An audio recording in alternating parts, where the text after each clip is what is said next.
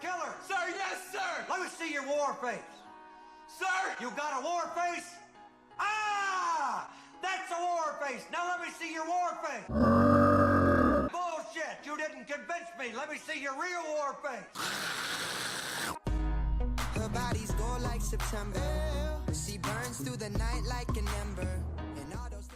For some god-awful reason, the zombies community really likes ranking videos. I don't know why, but like, you got Lex, you got Tim, you got Dalek, everyone's done at least one, so I figured it's about time that I try. So if you don't know me, my name is actually Harley, or it's Untold. Today we're going to be ranking every specialist weapon in zombies, aka like the Ragnaroks, the Viper, and 9, ranking every single one of those weapons from worst to best. We're going to be ranking them based on how well they kill regular zombies, how well their abilities are once they actually level up and upgrade throughout the game, and how well they actually handle like the mini bosses throughout the game, such as Brutus. Little disclaimer, we're not going to be counting the Blightfather because he's kind of a cuck and just doesn't want to die in general, so just stick to shooting his spores. So coming in at our number 8 spot, which is going to be the worst out of all 8 of them, it is the Overkill, which is actually the minigun of Black Ops 4, and BO3 it was just a, a drop you picked up. This time around, it's a specialist weapon you have to earn, and compared to the others, it's not the best. It's good for overall just killing zombies, like you can mow through hordes with it and everything, and it's pretty decent against bosses, but the downfalls are the warm-up time on it, which means it takes a second to like actually wind up and to be able to shoot. That's kind of a downfall, as well as the mobility. You move very, very, very slowly, and it's not fun for the catwalk, let me tell you. So the level 1 is just the standard shooting. You just, you shoot the fucking gun. Level 2, it actually gets a grenade launcher, which you can press your knife button to activate and use. It's fairly effective, but it will damage you as well, so keep that in mind. The level 3 on this weapon is actually pretty cool. You literally throw a nuke, and I mean that literally. So you know how the nuke drop works and everything. Basically, you automatically make one of those happen by simply pressing L2 and R2 at the same time. It causes you to throw what looks like a grenade, and it causes a nuke, just like the drop. For how well it works against like bosses and like little mini bosses, I'm using Brutus for example. As long as you're aiming towards the head, it takes him out within like a couple seconds. As long as you're aiming at that head, you can usually kill him within like a quarter of the usage. At the number 7 spot, we have the Hellfire, which is a flamethrower. It comes this low on the list, mostly because the mobility, again, just like the Death Machine, you are very slow when walking or running or anything. It's not that great for zombies, seeing as how they can horde around you while trying to use it. The level 1 is your typical flamethrower, usually insta-kills most zombies. The level 2, on the other hand, actually has an option. If you press your knife button, it will actually set out like a burst of air, which is really good for getting out of like corners and everything. It will insta-kill the zombies as well, it doesn't just push them back. It will kill the zombies. Turn around, you press that like circle button or whatever your knife button is. Turn around, press that, and it will blow away all the zombies. And it's pretty useful, not gonna lie. And the level 3, which you activate again by pressing the L2 and R2 at the same time, is actually a fire tornado that gets released from the gun, which spins around, sucks zombies up into it, and kills them. It is actually fantastic, pretty cool, but again, there are things better on this list. But if being Mick Rory is your style, then this is the weapon for you. As far as how killing Brutus went, it seemed to go pretty smoothly. It just kind of seemed like there wasn't really anything happening. It didn't seem like it was killing him, but then he just kind of fell over. At first I didn't think it was damaging him at all, but then he died, so it's okay. It is killing him, and it works pretty efficiently for taking down Brutus. Coming in at number 6, we have the Scepter of Ra.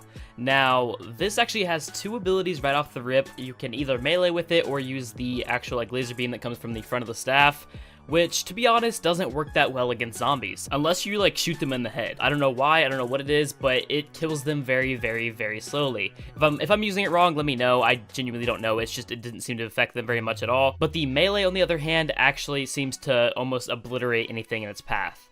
To my knowledge, upgrading it to level 2 doesn't do anything besides upping the damage on the laser beam and melee. So, moving on to level 3. So for the level 3 version of this weapon, it actually does what you might have seen in the trailer for Voyage of Despair, where they slam the staff down on the ground and it creates like a little dome. And in the trailer, it made everything around them turn into zombies. In this case, zombies walk into it, they become very, very, very slow, and then instantly die within a couple seconds.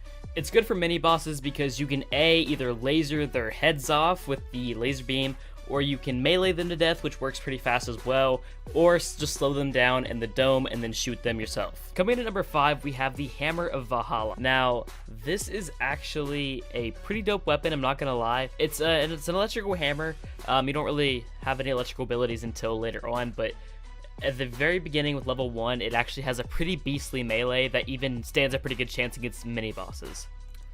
The level 2 unlocks an ability to allow you to actually shoot out this electric ray. It's kind of like a lightning bolt that comes out of the front of the hammer.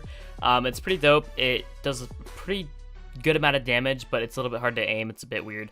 But it's very nice, very clean, and works efficiently. For the big boy level 3, it will actually allow you with that L2 and R2 ability, it will allow you to do a hammer slam, and where you actually slam down with the hammer, it will leave a cloud of lightning, which will actually shock zombies and kill them. It's very efficient for stunning them as well.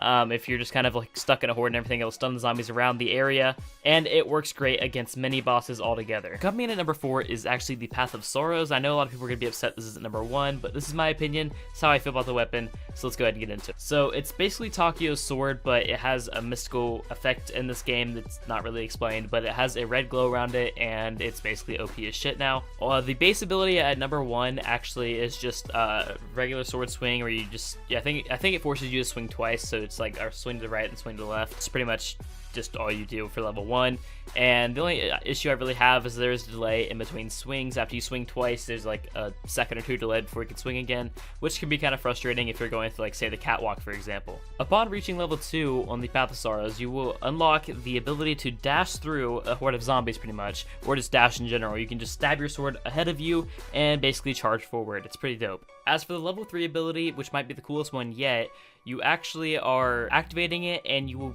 be somewhat in kind of like a zombies blood type of stage where no zombies will be able to see you whatsoever. It only lasts for a couple seconds, but it is very, very cool and very nice for getting out of tight situations.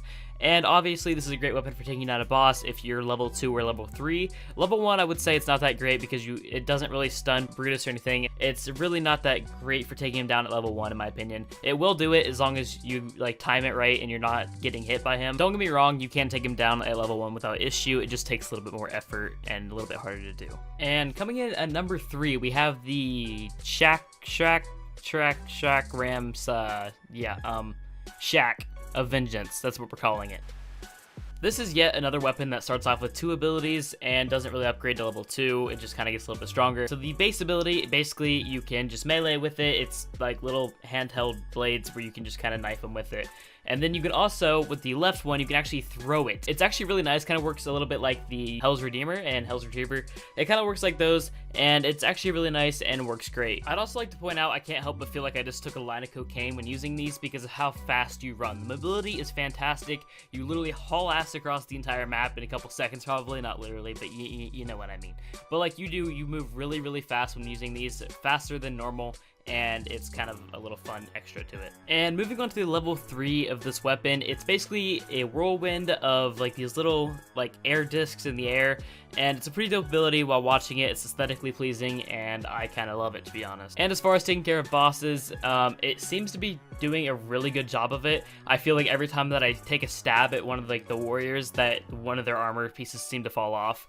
It's just a great weapon overall, and I think it's very underrated, to be honest. And number 2 is the Viper and Dragon. I feel like this is what most people kind of default to on the Chaos Story map, and I don't blame them. It's a great weapon.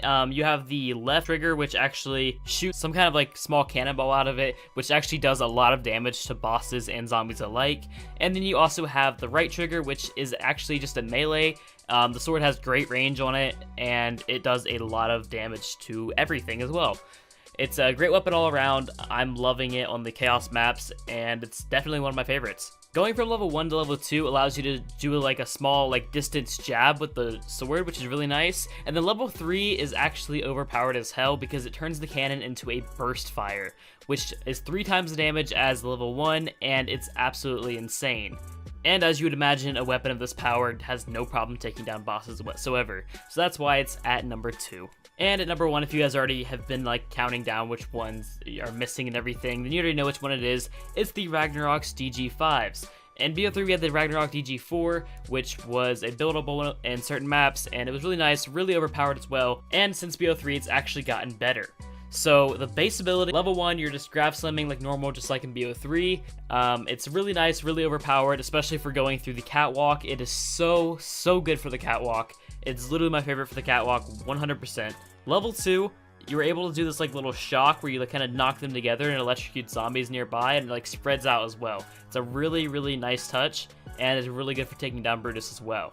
And as well as the grab slam, if you use the grab slam on Brutus, it stuns him. He literally gets down on his knees, gets your head out of the gutter, and sits there, and he's literally stunned. Like, he can't do anything while you're sitting there grab slamming him. It's fucking great. And level 3, if you remember from BO3, when you can place them down, that's what you can do, except it's a little bit less hit and miss this time, and it will kill every zombie walking through there, and it's fantastic. It's overall a fantastic weapon. I love it. It's great. It was great in BO3. It's great in BO4. I really hope this helped you guys, because I know, like, me personally, it took me a minute to actually go out and try each and every single one of them. Hopefully, I saved you a little bit of time. You guys can decide for yourself which one you'd actually like. If you guys are new, I would appreciate if you guys could at least leave a like, and if you guys are new, go ahead and subscribe. It did take me a while to test each and every single one of these and get the footage for each and every single one.